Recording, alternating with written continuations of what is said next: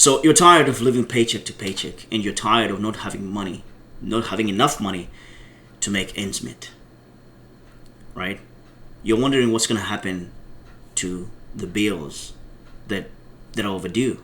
You're wondering what's going to happen to your car that may be repossessed.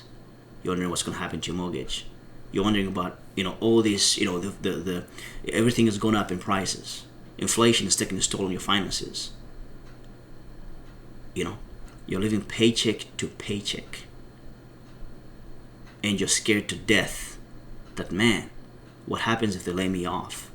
Google, Microsoft and Facebook and Amazon and all these tech companies are laying off people in the thousands, the tens of thousands. What happens if you're laid off? Everybody's talking about the recession and, what's going to happen after that. Can you survive a week? How long can you go without your paycheck? These money habits I'm going to discuss here are what's keeping a lot of people in poverty. Okay? And so when we talk about living paycheck to paycheck, there's statistics out there that if you look at them, they make you shake your head. I'll actually do, what I'm going to do is, why don't I share some of these statistics with you guys so you know what I'm talking about. 78% of U.S. workers live paycheck to make ends meet. Just think about that. That is 4 out of 5 people. 4 out of 5. 4 out of 5 people you bump into are living paycheck to paycheck. And it goes on to say they're only $1,000 away from being bankrupt. That means they can't even afford $1,000. When you look at bullet number 3, number 3 there, 39% of Americans have found that only 39% of Americans have enough savings to cover a $1,000 emergency expense. 2 out of every 5 don't even have $1,000 to cover a situation that is, $1,000 situation that can come up anytime. Meaning, if they get laid off, they won't cover a mortgage. An average mortgage, maybe $1,500, $2,000, whatever that mortgage or rent, whatever that is, they can't even cover it. Number 5 is talking about found that 63% of Americans do not have enough savings to cover a $500 emergency expense. $500. 3 people you meet, 3 out of 5 don't have $500 in the richest country in the world. Just think about that. And the other one says 37 of adults in the United States would not be able to cover an expected expense of $400 without borrowing money or selling something. 40% do not have $400. They have to charge a credit card or something else just to cover an emergency. You think about that. Now, the first thing you gotta think about is, of course, it's hard. It's hard. People aren't paying enough money. So this is not an issue of money. This is not an issue of not making enough money. You know what I'm saying? Even people that make 6 figures, 150, 200 grand, still can't live paycheck to paycheck. You know why? It's because of they've overlooked these 3 habits. 3 habits. That's what I'm saying. 3 habits that are keeping you poor. They're not an issue of not having enough money. Number 1, if you do not budget, you will live paycheck to paycheck. You'll find yourself living paycheck to paycheck. You know why? Because you don't know where your money is going. A budget is like, it shows you exactly where you're at. If you go to the doctor, for instance, the first thing they do is they take your temperature, they take your blood pressure, they take your weight, and of course, if you have other situations, they do your blood work. They're trying to figure out what's really going on with you, right? That's what a budget does. It shows you exactly what's going on with your finances. It's a foundation. It's the number 1 foundation that every person should have, finance-wise. Okay, you have to have a budget. It's a building block of any responsible person as far as finances are concerned. It's the number 1 thing. Before you do anything else, you gotta have a budget. If you don't have that, trust me, everything you're gonna build after that is not gonna stand. There's just no way. it is the number one thing. First of all, before you do anything else, budget. Why? We gotta go figure out where the money is going. I'll give you an example. So here's a couple. This is the budget. All right. They bring home $6,000, and of course, as you can see, these are the expenses. They have credit card debt, they have groceries that they have to pay for, they have a mortgage, car payment, blah blah blah. When they're all said and done, they don't have enough money because the expenses are more than they bring home, and they're short $150, right? And then that's what they planned. And then actually, when they actually spent the money during the year, after they learn how to budget, of course, they are in a hole $172, which they charge your credit card. And now they try to budget again the following year because of inflation. Things are going up. And now for them to keep on maintaining the lifestyle they have, they're in a hole $250. And then when they actually spend the money, they're in a hole $400, and now they have to charge the credit card, and it keeps on going on and on and on. What you notice is that these guys don't even have money to tithe, which is giving 10% to charity. They don't have money for retirement. They don't have any emergency fund. They don't have savings. They're not saving for the kids' future. They have 2 kids. They don't even give themselves an allowance. And most of all, they don't even have life insurance. They bring in $6,000. If anything happens to one of them, they're in trouble. What happens? They don't have life insurance. These individuals make good money, but at the same time, they have nothing. Now, it might not be good money for certain states or whatever, but they make decent money, and if they just adjust a few things, they can get ahead. However, they didn't know this until they put everything on paper. As you can see, this couple right here, they spent $500 on eating out. $500 just on eating out. They spend the rest of the money on these other things. Maybe there's some things they can cut in this budget. However, if they don't know where the money is going, they have no way of knowing that they're actually spending $600, $400 on just eating out. And yet, they don't have money saved because what? They don't know that they spend that kind of money. And so, what happens if this family sits down and say, hey, let's look at where our money is going? Okay, they put a budget together. Now they start understanding how things should work. They're going to make some cuts in their budget so they can at least find somewhere where they can find some money and hopefully start saving some money and hopefully start putting aside that $400 for the emergency, that $1,000 for the emergency, whatever it is that they need to put together, and just in case an emergency happens, that they're able to cover it, right? And so this is what they do.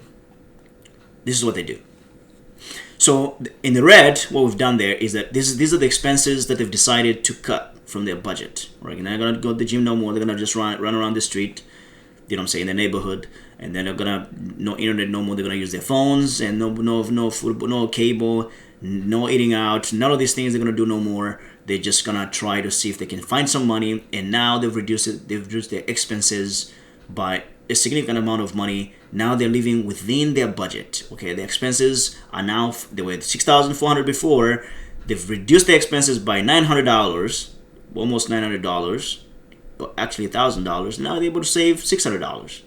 So now they're gonna get this $600, and they're gonna put it towards what? Towards savings. There you go. Now we have that money that we didn't have before. Now we don't have to depend on credit cards no more. Now we can have at least $600. Because something happens, there's our $600. Next month, again, we do the same thing. Now that's $1,300. Next month, before you know it, we have at least some money saved just for an emergency. It's not enough, because you got to save at least 3 to 6 months of an emergency fund to actually feel comfortable. You need to, so this expense right here, the $5,000, they need to be at $15,000, right? At least that's 5 months. Okay, they need to be about 15,000. Actually, that's 3 months. So they need to be about $25,000. Now let's just say, just save for 3 months. 3 months is gonna get you to about $16,000. So they need to save up to $16,000, 3 months expenses. Then they can start taking care of other things. What is that 3 months? That's a buffer. You need that emergency fund. So they're gonna have some savings, and then they're gonna do an emergency fund, and then the next thing they're gonna start doing is they need to start saving for retirement. And then before they even do any of those things, before they even do any of these things I talked about, guys, is what we want to do is, once we find that $674 a month, we need to buy life insurance. That's the first thing we need to do. That's the right thing to do. That's the best thing you can do for your family, and that's buy life insurance. Life insurance, depending on how old they are, let's assume they're 30 years old, for 35 years old, they should be able to find life insurance for about $100 that can buy them $1 million, right? On both lives, hers and his, $1 million, which is about, so what's the rule of thumb for the life insurance? It has to be 10 times your take-home pay for the whole year. So $6,000, we're looking at this couple might bring in what, maybe $70,000, $75,000 a year, $750,000 life insurance. Between $750 and $1 million is how much they need in life insurance just to cover them if anything happens to any of them, right? And so, number one habit that you gotta have if you're gonna be successful, you gotta have a budget. You must have a budget, right? And I've shown you now. There's different ways you can have a budget. You can do Excel, like I do. I use Excel. You can use every dollar. Dave Ramsey's every dollar. There's several apps out there that can help you learn how to budget. You know what I'm saying? What I would do right now is, if I were you, I would actually get on my phone and start looking for an app so I can start budgeting. You can get with your spouse or do it by yourself. However the situation is, you need to figure out a way to, first of all, before you do anything else, budget. Number one rule of finance that I'm going to give you right now is thou shalt have a budget. Thou shalt have a budget. If you don't have one, you're not going to go anywhere. Thou shalt have a budget. I can't emphasize that enough. Thou shalt have a budget. Number two, you have to figure out a way to live below your means. You will not be successful if you spend too much money on liabilities. What are liabilities? Liabilities, as Kiyosaki puts it, is anything that takes money out of your pocket is a liability. A mortgage. Now, a lot of people say, oh, a mortgage is an investment. Well, a mortgage is not an investment according to, when you really understand how money works. It's a liability. It doesn't put money in your pocket. Now, it does. Yes, you do create wealth because there's equity that is growing. That's unless you sell. But like right now, when home prices are coming down, most houses might not even have any equity. So, you see what I'm saying? A mortgage, by definition, okay, is a liability. That's what it is. Okay? And so, things like a mortgage, now you must have, you might want to buy a house. So, just for the sake of with our discussion here, a mortgage is a liability. Number two, things like cars, in fact, let me just show you what I mean when I say liabilities. And so, what you want to have to figure out what liabilities you want to have a balance sheet. Every company has three statements. One of them is a balance sheet, one of them is an income statement, and the other one is a cash flow statement. Now, in a home, we might not have an income statement or a cash flow statement. Of course, the budget is a mixture of those two, an income statement and a cash flow statement. Just those accounting things, don't worry about them right now. Just focus on the budget. However, the next one I want to look at is what is a balance sheet. A balance sheet allows you to know what your liabilities and your assets are. Why do we want to have a balance sheet? Because we're trying to see how much money we're spending on liabilities or how many liabilities we actually have. We need to reduce the number of liabilities if we're going to get ahead. Okay? So what does it look like? This is what it looks like. So we have John here. John is a medical doctor. Okay? Makes an income of $450,000. And as you can see on your left side, you have his liabilities, right? You have on his left on the right side here, you have his assets. On the left side, rather. So you have his assets, and here you have liabilities, right? And so what you notice is that his mortgage, he has a home that is worth about $1.8 million, and he still owes a mortgage on it for $1.3 million. Nice neighborhood, just the country club, just fantastic stuff, right? Luxurious stuff. That's his lifestyle. He has auto loans. He drives a Tesla. The high-end one, of course, he has a Range Rover. So those auto loans, when you add them together, they are $180,000. And of course, he has student loans from medical school. He has credit cards $60,000. He has an RV, 75 grand. He has personal loans, 10,000. He has a boat that he bought for $300,000, and then he has a bike for 50 grand. His total liabilities are $2 million, right? $2.2 million. Those are his total liabilities. Every month he makes a payment, to service this debt. And then he has also some cash. His savings account, his checking account, he has $50,000 cash. And then his equity in his home is about $500,000. And then he has a car that is $30,000 that he used to have before. And then, of course, 401k, $130,000. He has a personal property that's worth $150,000. He has a business that he's running. It's worth $600,000, and then he has stocks and bonds for $100,000. So his total assets are $1.5 million. And so, see, what you see here is that John, though making a lot of money, makes $450,000. He's actually poor. Why? Because his net worth. What is net worth? Net worth is the difference between your liability, between your assets and your liabilities. The difference, that's your net worth. So if you say, okay, assets minus liabilities give you what? Net worth. So his net worth is minus $630. Meaning, if something happened to John and he stopped working today, something happened to him, he couldn't bring in the income of $450,000, and if he tried to liquidate his assets, he can't even pay his debt. He will still be owing his creditors $630,000. And therefore, from the look of things, when you look on the outside, John seems to be a very wealthy man. He looks rich, right? However, John is not rich. John is poor. That's very hard to understand, but that's what it is, right? There's a difference between looking rich and actually being rich. And I'll give you an example. Here's a situation where you have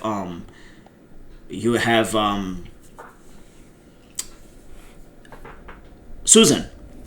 So Susan is a nurse. She makes $90,000, which is just, interestingly, 20% of what John makes, right? 20%. And she doesn't have any debt. Of course, she has a real estate property that she still has a mortgage on of $150,000. No, she has no debt whatsoever. That's the only debt she has. That's the only liability she has. And then cash, she only has 50 grand. Of course, real estate, she owns a home outright. She doesn't own any money, and she has a car. That is $20,000. She had 401k, $235. Personal property is only $50,000. Stocks $45, and a rental property has equity of $130. When you calculate all those assets come to $780,000. Again, the net worth being assets minus liabilities. When you subtract those, you find that she is worth $630,000. Now, from the look of things, if you look at these guys, you'll see, if you ask anybody and say, who is rich between the two? The first thing people will tell you and say, of course, John is rich. No, John is not rich. John has a rich lifestyle, right? That's what he has. He looks rich, but he is not rich. You want to be rich. You want to be wealthy and not look wealthy. That's the difference. So here you have Susan. This is not an issue of money. Being rich and being successful, being wealthy, it's not an issue of how much money you make. It's how much money you keep. That's what matters. Okay? How much of that money do you keep is what really matters, not how much money you make. I've just shown you. Right? I've just shown you that you can make 20% of somebody making a certain amount of money. Okay?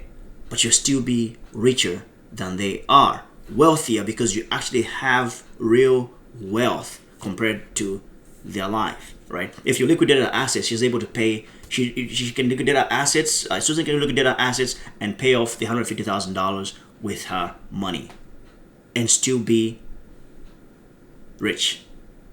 In this term, she has income producing assets, right? She has income producing assets, and they'll keep on growing. And see how does that work? Through the power of compounding. Now, compounding works both ways. Okay, it works both in the negative. It also works in the positive. Okay, compounding works both. If you owe credit card debt it'll compound to where if you're just paying minimums, before you know it, that debt that you borrowed $2,000, all of a sudden it was $15,000. You borrowed whatever amount of money, all of a sudden it has grown, because what is the power of compounding? Compounding works both ways. It can work negatively, it can work positively. What you want it to work for you in a positive way. So the third thing I want to talk about is, so we've talked about having a budget. Thou shalt have a budget. Number 2, thou shalt spend no money on liabilities, meaning do not live above your means. Okay. The third one is you need to start investing early. Time and consistency are your friends when it comes to becoming wealthy. Why? Because you gotta give this phenomenon called compounding interest. Okay, you gotta give this phenomenon called compound interest that Einstein called the eighth wonder of the world. The eighth wonder of the world. This compound interest is what has made Warren Buffett one of the richest investors, or the greatest investor ever. It's not because Warren Buffett is able to return to beat the stock market all the time. A lot of people can do that. A lot of people can beat. There's a lot of Wall Street guys who can beat the market even more than Warren Buffett does. I'll give you an example.